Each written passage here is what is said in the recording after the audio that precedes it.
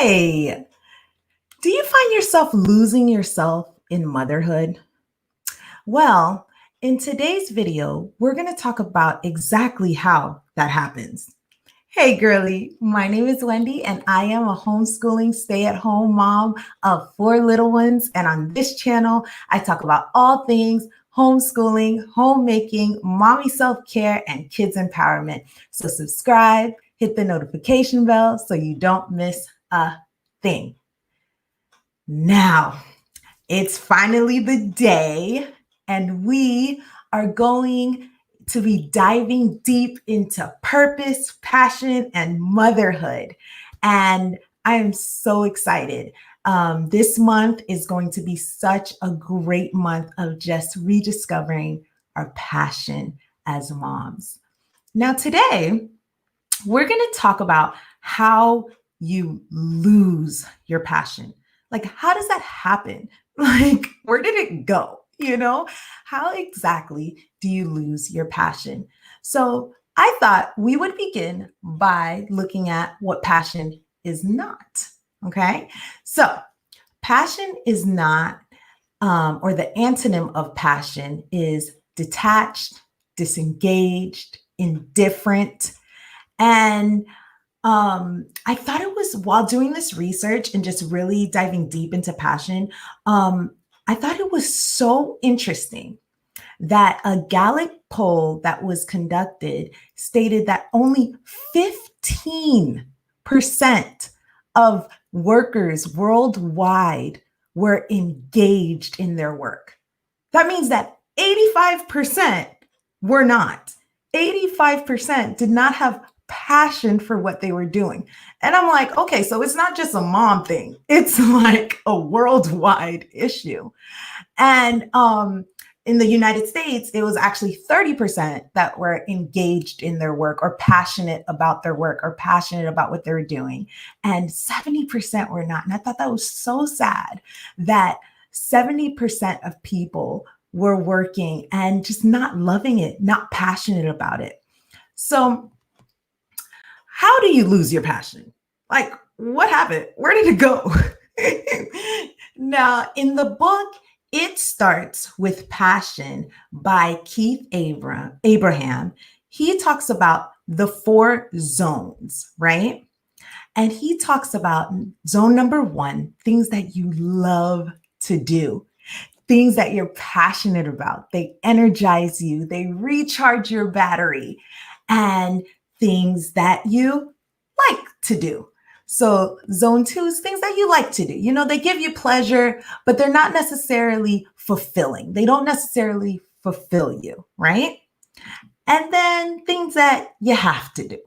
Now, you have to do these things, they have to get done. It's kind of like the price to pay or, part of the process. And you have to do them in order to achieve a goal or an outcome. They're just part of life, They don't necessarily drain you, but they don't fill you up either. And then there's the things that you hate to do. Things that if you had a choice, you wouldn't do them, but you have to get them done. And so you do them, but they drain you. And the thing that I realize as moms is we spend majority of the day on things that we have to do and things that we hate to do, and then wonder why we lose ourselves, wonder why we lose our passion. And I always talk about filling yourself up before you can pour into others. And, how can a battery work? How can you be charged if you're not taking time to charge yourself? If you're not taking time in the things that you love to do and in the things that you like to do. In the book 7 Habits of a Highly Effective People, it talks about the saw. And he talks about how if you had 8 hours to chop down a tree, that you should spend 7 hours sharpening your saw. And to me, what resonated about that statement was not only, you got to have a sharp saw, but that, you know, it's not only about being wise with your priorities and your time, but also about how effective you are when you spend time sharpening your saw, when you spend time pouring into yourself. It's not only that your passion gets filled, but you're able to pour into your children with so much more joy and so much more happiness. In one of my videos, I talked about how I can't, with the extracurricular activities and the nature journaling and all the things, how, it doesn't really, it doesn't do it for me. I don't have enough passion with it. And so my children can tell. And so because of that lack of passion, it loses the interest and passion for them as well. Now, let's talk about modeling behaviors for children, because we know children are, what is it? They are poor. Oh my gosh, I lost it. I can't believe I lost it. But they're poor. I lost it. They're poor they're great I lost it. They're good at modeling what we do rather than what we say. And so I think it's so important that your children, how can they follow their passion, follow their dreams, follow their heart if they don't see you doing it? If they just see their mom just miserable all the time, how will they know how to follow their passion? How will they know how to follow their God-given potential and all the things that God has placed in their heart and on their mind, and things that honestly are for them, are God-given for them? So let me know in the comments, which zone do you spend majority of your time in? Is it the love to do? Is it the like to do? Is it the have to do? Or is it the hate to do? Honestly, the lady talking about passion spends majority of her time in the have to do's, which I think is good, right? Because it's not draining me. But yeah, I spend majority of my time in the have to do's. This being my passion, I wish I could spend more time doing it, but the have to do's have to get done, right? But yeah, so it's just so important to spend your time in the love to do's, even if it's a little bit of time. But yeah, let me know in the comments, which zone do you spend majority of your time in? All right. Don't forget to like and subscribe if you like this kind of content. And Q&A time. Let's see what my girls are doing. Hey, Julian, how are you? The Julian clan is here. Hey, stay sweet and neat.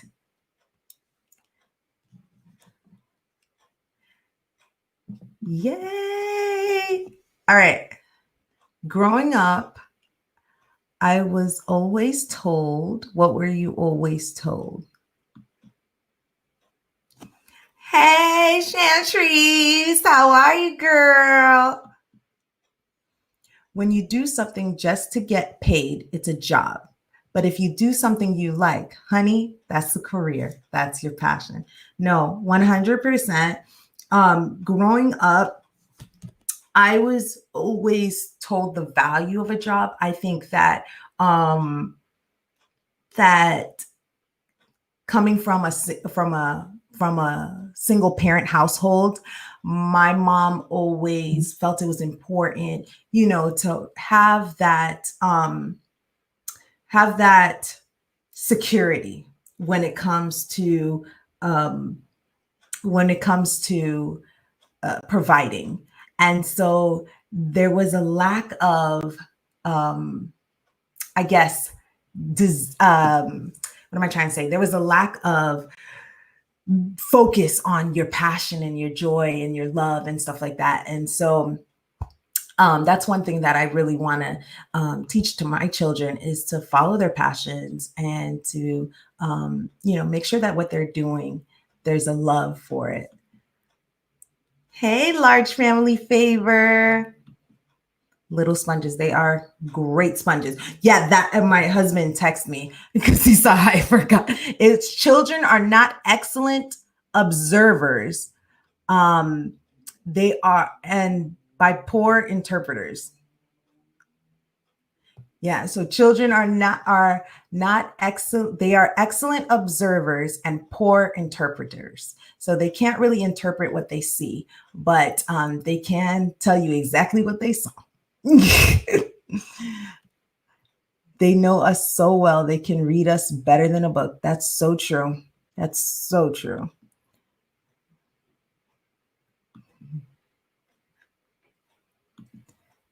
You said, you go, girl. Shoot. That's awesome. 33.3% in each. That is amazing. Hey, Carolyn. Does being a minimalist help keep you in one zone more than the other? As a matter of fact, it sure does. What I used to spend a lot of time in the hate to dos because of the fact that there was just so much to do, and it was so much of the things that I didn't like to do. And what I ended up realizing was my house was full of things that overwhelmed me, that I actually hated because they brought stress into my life. So by minimizing, like minimalism to me is like surrounding yourself with things that you love, things that don't burden you, things that don't overwhelm you. And so I can find peace, and I can find time to spend in the things that I love to do because I'm not so overwhelmed by all the things in my house. So definitely one of my number one tips with making time for things that you're passionate about, or even time to discover what you're passionate about or rediscovering yourself, is to minimize. Minimize, minimize. I say it all the time. Hello, how are you? Ladies, my husband is watching my live and he said, "You went through that in 9 minutes?" It was a lot of information. It was. Totally agree with your minimalistic definition. Yep, it's all about surrounding yourself with things that you love. How do you find your passion? That's a good question. That's a little preview of next week. But I'm going to tell you that one of the main ways that I found my passion um, is to find time, to devote time to discovering your passion, to devote time to getting to know yourself again, dating yourself, learning about yourself.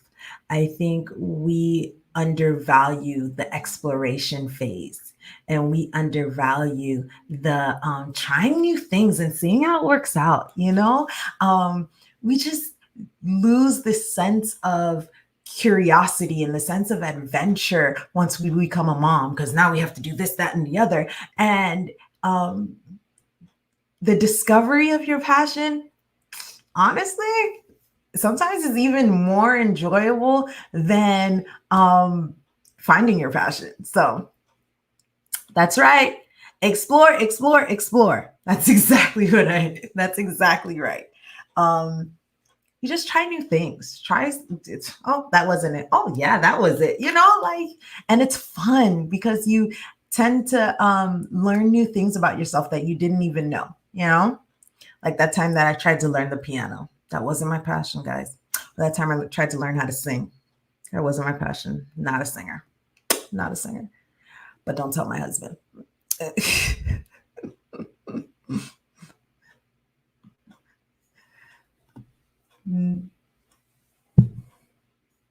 So, ladies, let me know in the comments, what are some of your passions?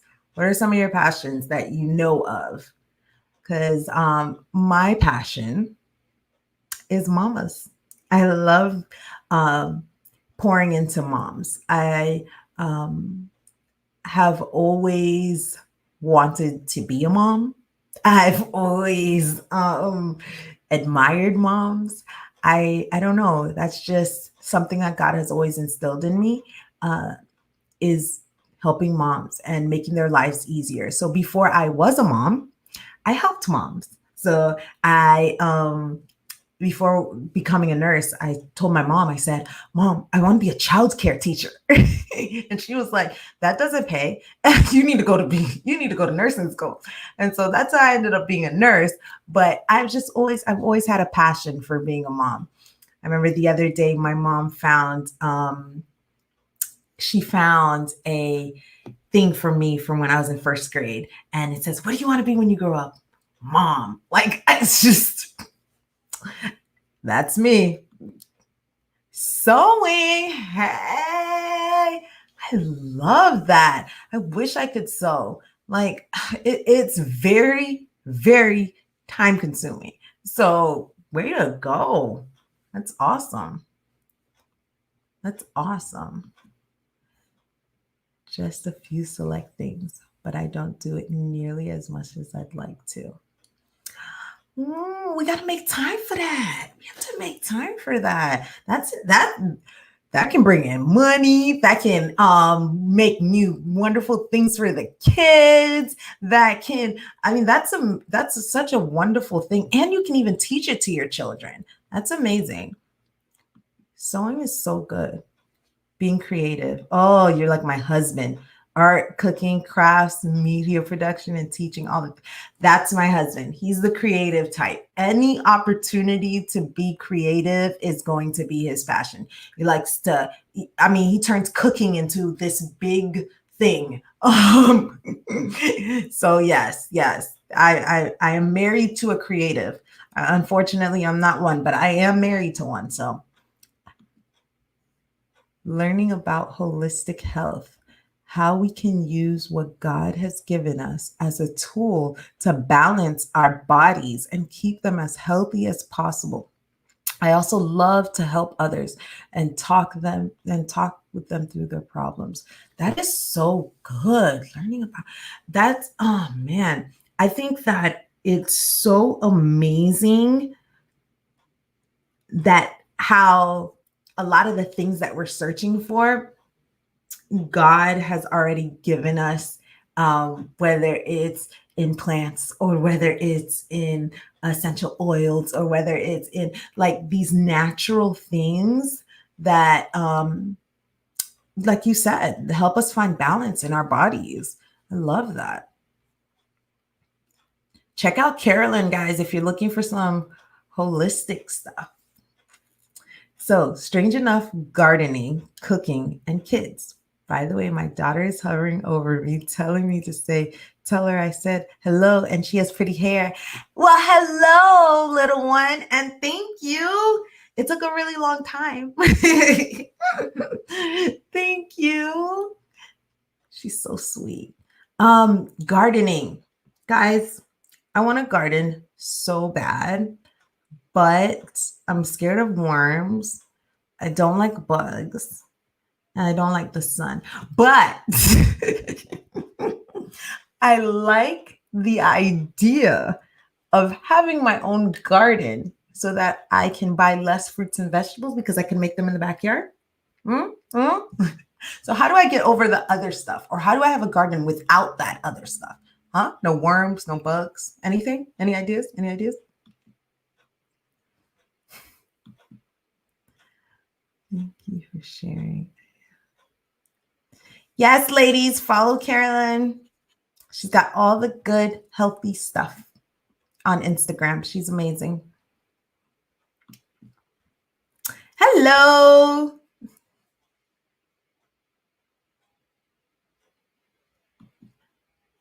I am live. I'm here. This is really happening in real time. How are you, host? I'm on StreamYard, right there in the corner.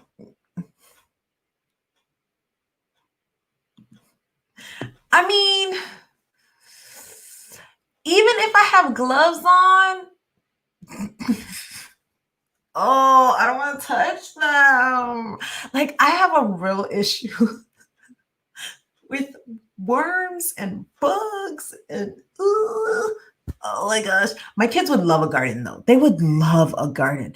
You guys, I really need to get over the fear. I'm working on it. I'm not working on it. Okay, I'm gonna put on some gloves. I got this. I'm gonna just put on some gloves. Oh, I need to record that so y'all can hear me screaming.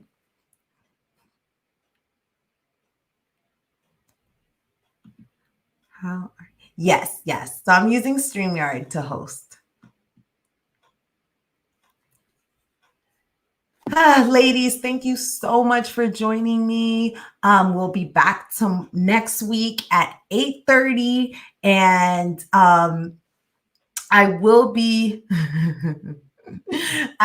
talking about how you can find your passion. Different tips, different tools, different tricks on how to find your passion, and how I found my passion. So that's a little preview. Get someone to sort it out first. Then I can maintain you know what? That's smart. That's maybe I could get the hubby to start the gardening. And then I don't even want to maintain. It's hot.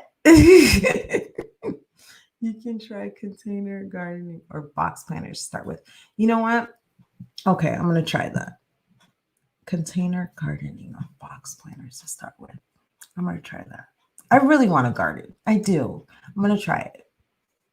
Pray for me. All right, ladies, we will talk next Sunday. This is so much fun. I like hanging out with you guys. I feel like I'm just hanging out with girlfriends. So I'll talk to you next time. Don't forget to like and subscribe, and I'll see you guys next time. Bye.